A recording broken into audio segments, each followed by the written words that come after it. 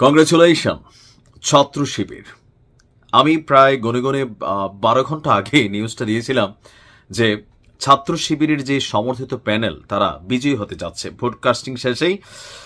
তো মোটামুটি অনেকের সাথেই পরিচয় আছে, ভেতর থেকে মোটামুটি টুকিটাকি খবরগুলো পাচ্ছিলাম গতকালকে থেকেই। তো আজকে এই মুহূর্তে আমি যখন নিউজটি করছি, নিশ্চয়ই আপনারা সকলেই আনুষ্ঠানিকভাবে প্রশাসনের পক্ষ থেকে ঘোষণার অপেক্ষায় আছেন, বাট আপনাদেরকে ফাইনাল তথ্যটা দিয়ে দিচ্ছি।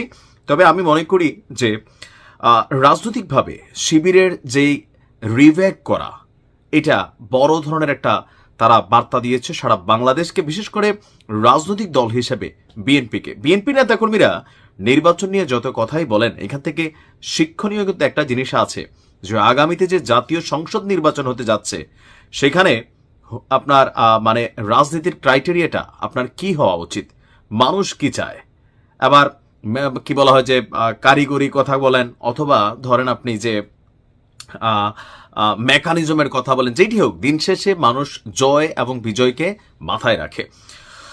তো ভূমিধস বিজয় পেয়েছে ছাত্র শিবির। এ পর্যন্ত ফলাফলে ডাকসুর ভিপি পদে প্রায় 3 গুণ ভোটে, 3 গুণের কাছাকাছি ভোটে ছাত্রদলের ভিপি প্রার্থী আবিদকে পরাজিত করেছে সাদিক কায়েম। ছাত্র শিবিরের প্যানেলের যিনি ভিপি আছেন, তিনি ভোট পেয়েছেন 14,042 ভোট। আর তার নিকটতম প্রতিদ্বন্দ্বী আবিদুল ইসলাম খান, তিনি পেয়েছেন 5,658 ভোট।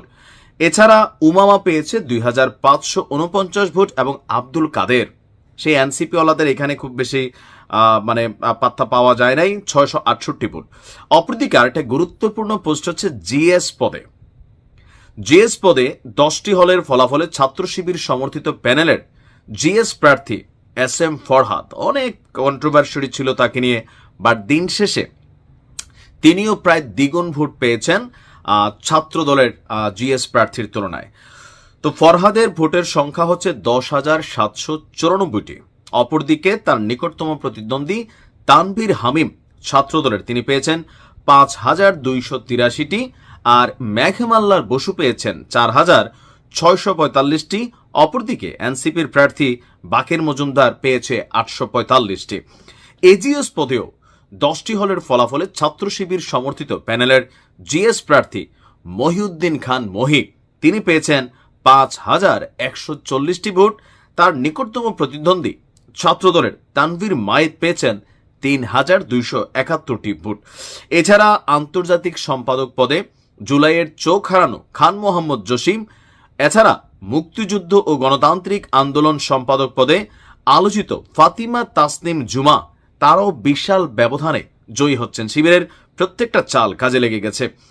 ডাকসুর কেন্দ্রীয় কার্যনির্বাহী সদস্য পদে এখানেও আপনার আলোচিত প্রার্থী যে ছিল Sarbamitra Chakma, common room, reading room এবং ক্যাফেটেরিয়া সম্পাদক পদে উম্মে সালমা, তারাও জয়ের পথে রয়েছেন। মানে মোট কথা এই পর্যন্ত আমরা যদি দেখি, সবকিছু মিলিয়ে ছাত্র শিবির তারা এই ডাকসুতে তাদের মানে ভূমিধস বিজয় অর্জন করেছে।